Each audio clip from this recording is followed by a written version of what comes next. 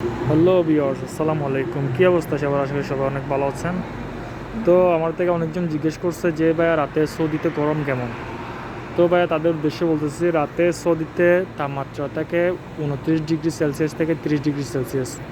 So আপনারা তো বুঝতেই পারছেন তাপমাত্রা অনুযায়ী গরম কেমন। রাতে সৌদিতে মোটামুটি হালকা গরম।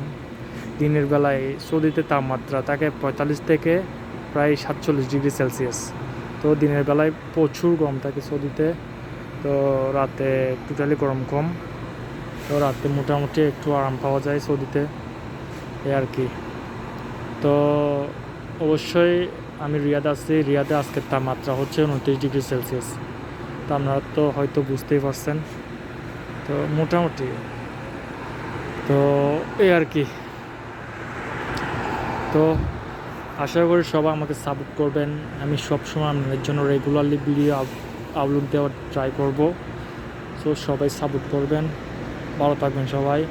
Thank you for watching this video.